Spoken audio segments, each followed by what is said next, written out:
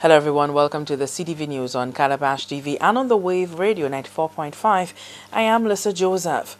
Well, the public debate over the findings of the Impacs report into alleged killings by the members of the Royal St. Lucia Police Force continues to dominate, with the man who was at the helm of the administration that signed off on Operation Restore Confidence speaking out. Former Prime Minister Stephen King would not have imagined the storm that the operation would stir when his UWP regime called on the police late 2010 to do something about a violent crime situation that threatened to tear apart the social fabric of the country. He says he has not seen the Impacs report and, like the nation, heard the Prime Minister's own assessment of the report. He called the address delivered by Dr. Kenny Anthony hopeless, questionable and disturbing.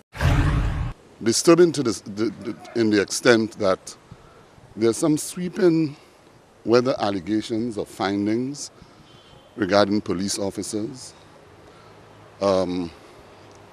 innuendo, and even assertions of politicians, top-ranking public officers, policemen, and others who, to some extent, or to a large extent, the report seemed to be associating crime in St. Lucia with. That is the disturbing part about it. Also, if some of the findings or the allegations made regarding the operations of the police and their involvement in creating situations, whether it's by the planting of guns, etc., on crime scenes, that is absolutely disturbing. Because it means that an entity or a body established outside of the institution of the law, the courts, has done an investigation that seemed to supersede the findings of any inquest or any legal entity in this country. And that's the disturbing part about it.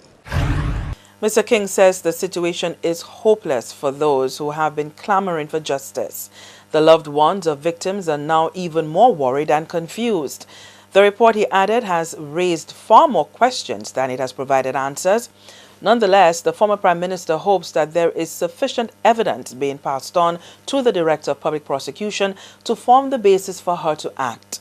Mr. King was also critical of what he referred to as sweeping statements made by the Prime Minister during the address that cast a net capturing criminals, police, politicians, the business community and public officers, only to leave it hanging.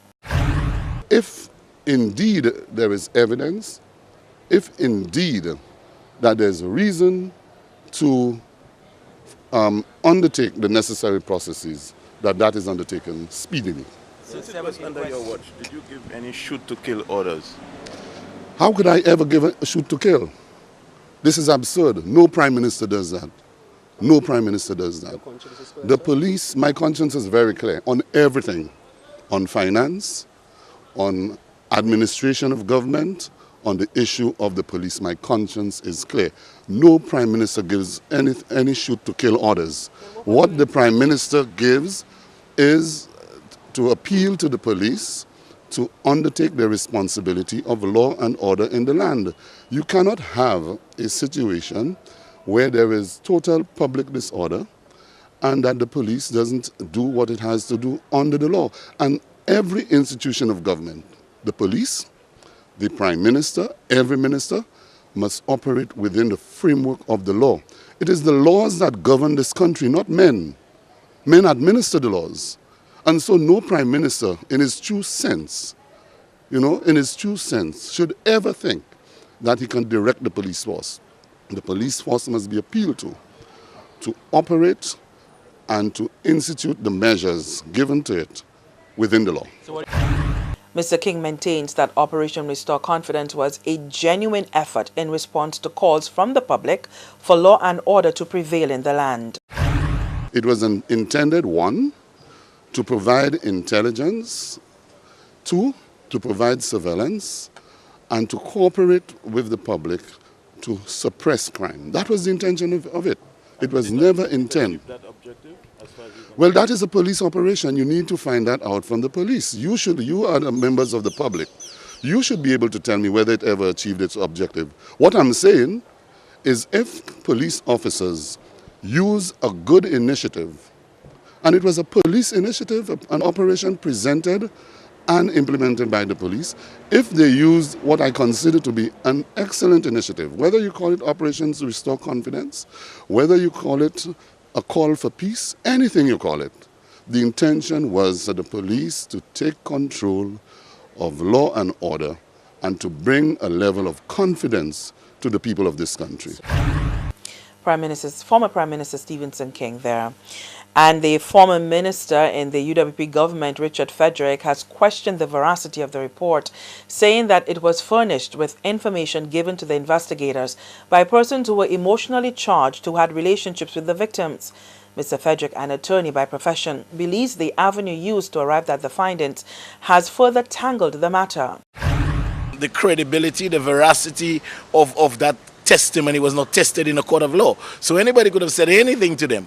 I was a bit disappointed for the Prime Minister to have said that there was a finding that evidence was planted or words to that effect. I mean, at the end of the day, a court duly constituted, a creature of the Constitution, returned a verdict, having empaneled a jury, listened to all the evidence, made determinations as to veracity, credibility, and everything else, and returned verdicts of death by misadventure. I don't think any commission can usurp the authority of a duly constituted court. I'm sorry. And in that regard, the DPP's hands would be tied in attempting to do anything in a case where a finding by an empaneled jury has already been returned. So do you think that's done more damage than good for St. Lucia to have given the address? Well, I don't know. I mean, at the end of the day, I believe, my personal opinion is that the whole commission, the investigation was an exercise in futility.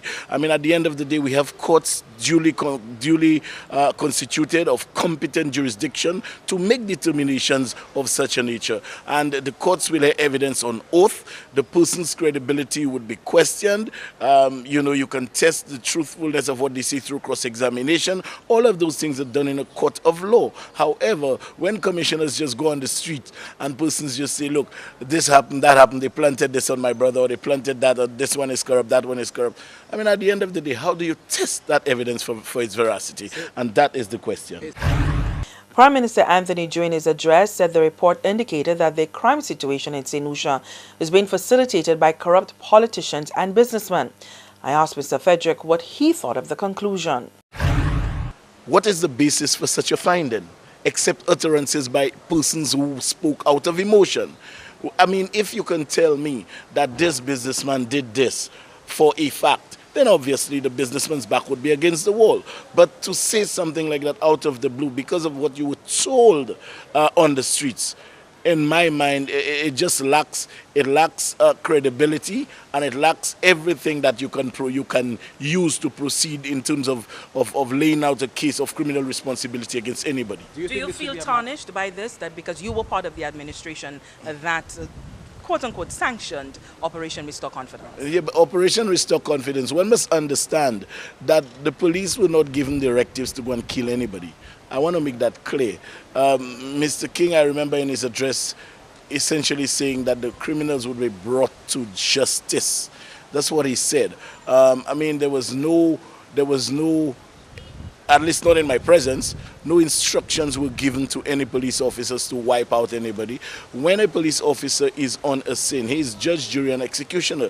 He has to weigh the pros and cons of the situation, make a determination whether his life is at risk, knowing full well who he's dealing with, and then act accordingly. So if they acted in accordance with the guidelines, the general guidelines, as it relates to the use of force, then obviously one cannot say that instructions were given to do anything. Because if I am a police officer and I'm confronting a criminal who I know is armed, or who I believe is armed, and he attempts to pull a firearm on me, then invariably I will act. I will. Bouncing back from this, because internationally it is a headline in just about every possible region you can think of.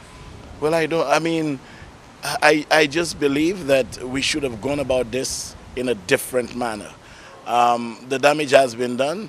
Right now, we have to essentially do a lot of damage control. As to what mechanisms we deploy to do that, I am lost for now. But what I do know is we need to do damage control. We need to boost the morale of the police. Right now, you can't expect the police to be operating with 100% efficiency with that dark cloud hanging over their heads. Oh, you all planted evidence. Oh, you all did this. Oh, you all did that. I mean, those are things that have not been confirmed, like I said, in a court of law. And so I don't think justice has been done to the reputation of the police officers, neither to the reputation of our country. Richard Frederick. Now, the Deputy Prime Minister, Philip J. Pierre, is not too perturbed about possible fallout from the report. He says the world sees the SLP government as one of transparency, and that will augur well for the island's future. What is said about the police force isn't nice, but I'm in no position to see where the image has been tarnished irreparably. I can't say that. But what has been said is not the best thing to see. What would you like to say to police officers who are demoralized, who feel, crushed by this? I would like to say to the police officers, do your job to the best of your ability and obey the law. Mr. Pierre says there is no need for concern about an impact on the investment climate. What investors want is clarity.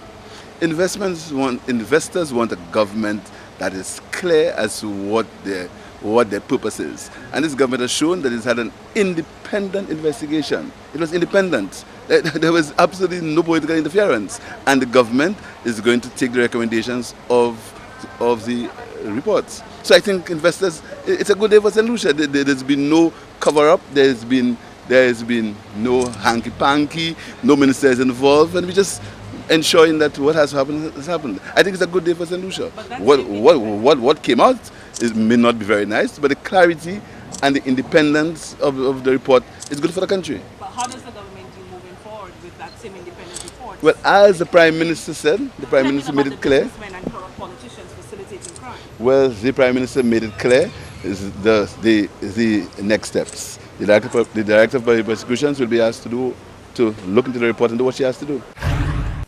Stay with the CTV News. We're back after the break.